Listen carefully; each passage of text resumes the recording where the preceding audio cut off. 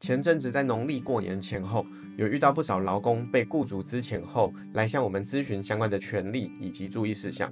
另外呢，也有些企业客户因为想要资遣员工，所以跟我们咨询了有关于资遣流程的问题。每到这个时候，就有点职场大风吹的感觉啊。特别是有些劳工呢，在被资遣时，也会想趁着过年职缺较多的时候，试着转换跑道。但是另外一方面，又可能担心找工作没有预期中的顺利，而产生经济困难。这个时候啊，政府的相关补助跟资源就非常重要了。这部影片想要简单分享一些有关于请领提早就业奖助津贴的注意事项，特别是对劳工朋友来说，如果没有注意到一个小细节，导致领不到这项给付，真的是会觉得有点亏啊。大家好，我是 Sean， 欢迎回到 Workforce 劳动力量。其实啊，在请领提早就业奖助津贴以前，大家应该要申请的是耳熟能详的失业给付。不过过去啊，我们其实在部落格中已经有撰写过不少内容，是在分享有关于失业给付的细节的。所以有兴趣的读者们，其实可以再参考一下我们过去部落格的这些文章，了解一下失业给付的一些细节哦。那么什么是提早就业奖助津贴呢？这项补助啊，是现行就业保险法所规定的5种给付之一。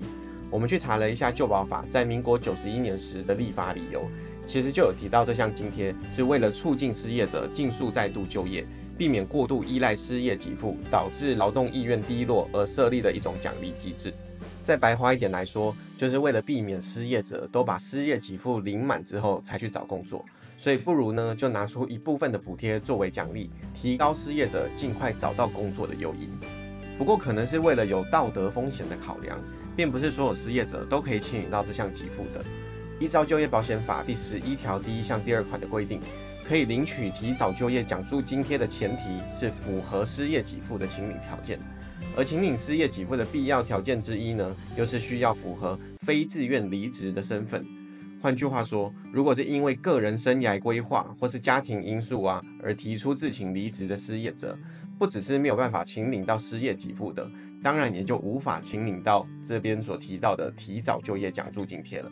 虽然一般人认知的非自愿离职身份呢，都是被公司主动资遣才会算。不过详细的非自愿离职资格，其实应该要参考就业保险法第11条的规定。比如说，雇主因为有违法的情形，而劳工主动依照劳基法第14条的规定，不经预告终止劳动契约，或者是定期契约届满，并且符合一定的资格等等，这些也都可以算是非自愿离职的身份。那取得这个身份之后呢，就可以进一步的去请领失业给付以及提早就业奖助津贴了。详细的规范以及资格，我们就列在影片中给大家参考咯。依照就业保险法第11条的规定，请领提早就业奖助津贴的资格其实是很简单的，也就是符合失业给付的请领条件，并且在失业给付请领期间届满以前受雇工作，并且参加就业保险达到3个月以上的时候，就可以向劳保局这边提出申请。提早就业奖助津贴的计算方式也比其他的给付还要更加直观一点，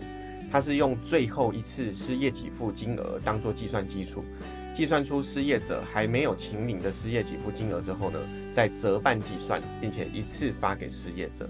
举例来说，假如某个劳工在被雇主资遣以前的就业保险平均投保薪资是45800元，并且未满45岁，也没有特殊的身份资格，那么呢，他第1个月的失业给付应该是27480元。在请领到第1个月的失业给付之后，便找到工作，而且又符合了参加就业保险3个月以上的资格。这个时候呢，就可以领到剩余5个月失业给付的半数，金额呢就会是68700元。如果想要依照自身的投保薪资或是其他的条件来试算看看的话，建议可以直接到劳保局的网站中有一个试算的页面，输入相关的数据之后啊，便可以得到参考的金额。相信可以领到这样子的补贴，对于有经济压力想要尽快返回职场的工作者来说，应该算是不无小补了吧。不过也提醒各位啊，虽然提早就业奖助津贴的请领标准或是计算方式是相对简单的，但是还是有一些细节可能要多注意一下，这就是这部影片的重点啦。所以在下个段落的内容，建议还是要把它看完哦。第一个重点呢，是找到工作后，其实是累积满3个月的就保年资就可以符合请领的资格了。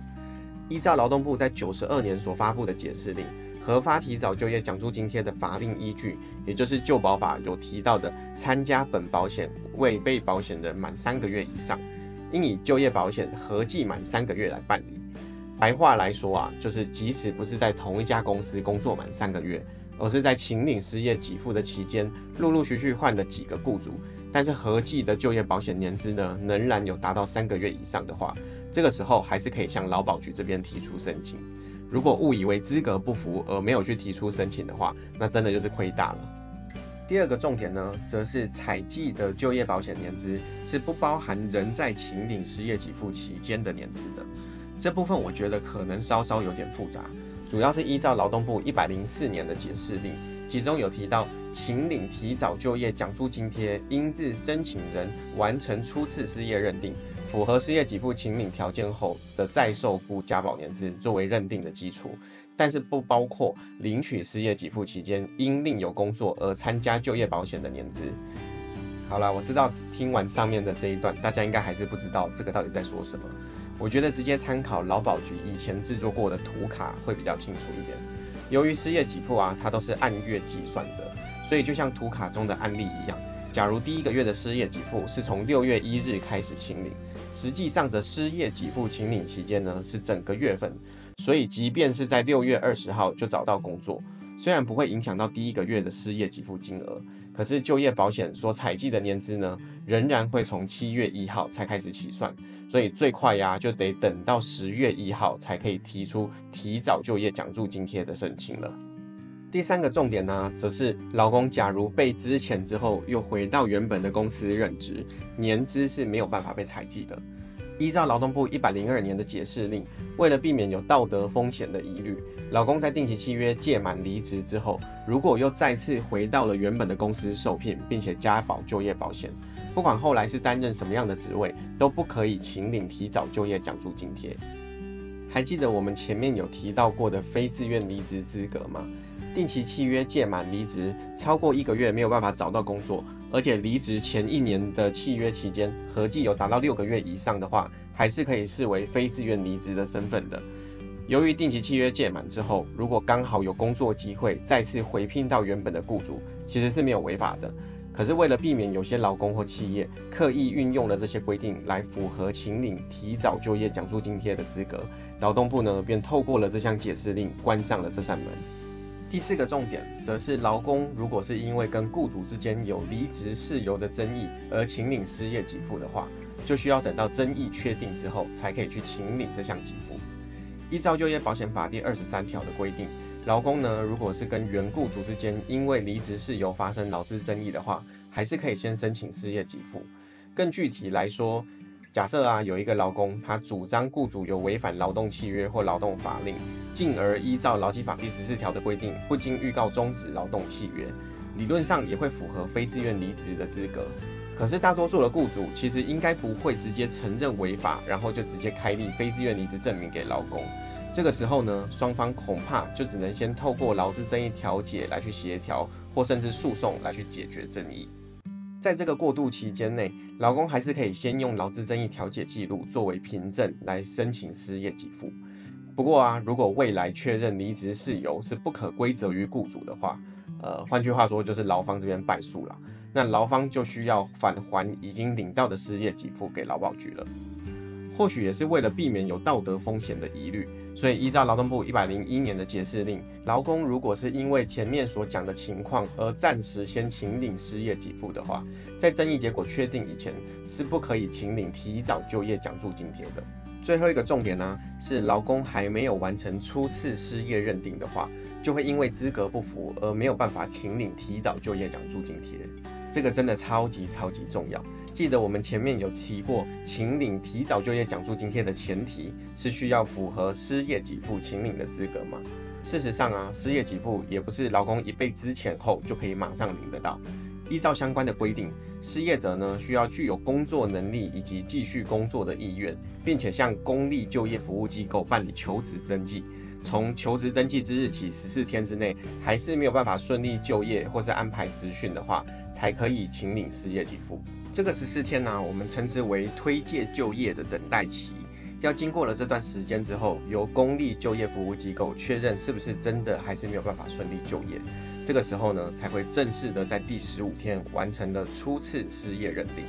就业服务机构这个时候也才会转请劳保局审核就业保险年资，并且来进一步的核发失业给付。换句话说，如果失业者在还没有完成失业的初认以前，就顺利找到工作，并且累积就业保险年资达到3个月以上的话，也会因为第一个资格就跟法令不符，这样还是没有办法请领到提早就业奖助津贴的。这一点呢，劳动部也曾经在97年的时候有特别解释过这种情况。不知道大家会不会觉得这样的规定是不是变相鼓励大家不要太早找到工作，至少先失业个半个月，而且要跑完所有流程之后才能就业呢？